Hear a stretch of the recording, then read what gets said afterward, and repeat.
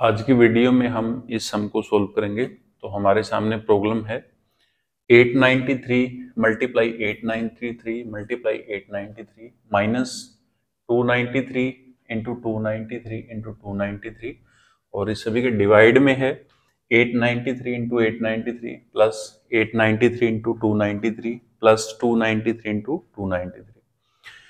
तो इतनी बड़ी जो कैलकुलेशन है इसको करना बहुत मुश्किल है, और अगर हम इसकी कैलकुलेशन करेंगे तो कम से कम हमें हाफ एन आवर लगेगा, आधा घंटा लगेगा।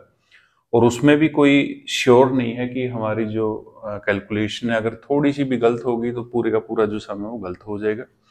और किसी भी गवर्नमेंट एग्जाम में अगर ऐसा कोई क्वेश्चन आता है तो अगर हम उसको मल्टीप्लाई करके सोल्व करेंगे या डिवाइड करके ऐसे सोल्व करके देखेंगे तो वहां पे पूरे पेपर में हम सिर्फ एक या दो ही सम निकाल सकते हैं।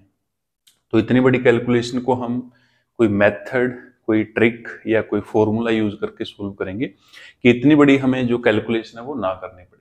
तो शुरू करते हैं आज का सम। तो सबसे पहले देखो 893 इंटू 893 इंटू 893 ये 3 बार मल्टीप्लाई है। तो अगर मैं इस नंबर को a मान लूं तो a यहाँ पे 3 बार मल्टीप्लाई में तो ये बन जाएगा a क्यूब।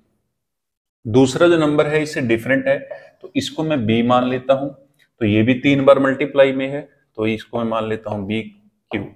ठीक है, बीच में माइनस है तो मैंने यहाँ पे भी माइनस लिखा है।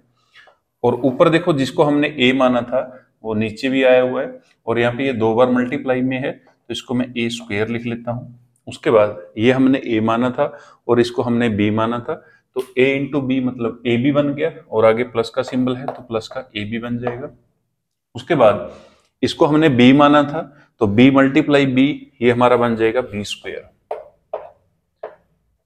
तो ये हमारा एक फॉर्मूला बन गया, एल्जेब्रिक आइडेंटिटी बन गई a cube minus B cube upon a square plus A B plus B square. तो इसका जो रिजल्ट होता है वो होता है हमारे पास a माइनस बी। मतलब क्या है कि इस फॉर्मूले को जब हम सोल्व करेंगे तो हमारा जो रिजल्ट है वो आएगा a माइनस बी। तो इस सम को भी सोल्व करने की कोई जरूरत नहीं है, हमें सिर्फ a माइनस बी करना है कि जिसको हमने a माना है और जिसको हमने b माना है दोनों का डिफरेंस देखना है कितना आएगा। तो देखो ये आएगा हमारा 893 माइनस 293। अब दोनों को माइनस कर लो तो 3 माइनस 3 जीरो आ गया। उसके बाद 9 माइनस 9 जीरो आ गया। 8 माइनस 2 6 आ गया। तो ये हमारा आंसर है 600। देखो इसमें हमने कुछ भी नहीं किया है, हमने सिर्फ फॉर्मूला जो है उसको चेक किया है कि यहाँ पे कौन सा फॉर्मूला अप्लाई हुआ है, कौन सी आइडेंटिटी अप्लाई हुई है। तो ये इतनी बड़ी कैलकुलेशन करने की हमें कोई जरूरत नहीं है, क्योंकि जो भी हमें सम दिया जाता है इतनी बड़ी कैलकुलेशन हमें उसमें करने की कोई जरूरत नहीं है। वहां पे हमें ये देखना है कि वहां पे कोई फॉर्मूला लगा है, कोई हम जो वहां पे मेथड यूज कर सकते हैं, उस चीज को शॉर्ट कैसे कर सकते हैं। तो ऐसे हमने जो है ये कैलकुलेशन बिल्कुल आसान कर दी है। तो ऐसे हम बड़ी बड़ी जो कैलकुलेशन है उनको आसानी से सोल्व कर सकते हैं।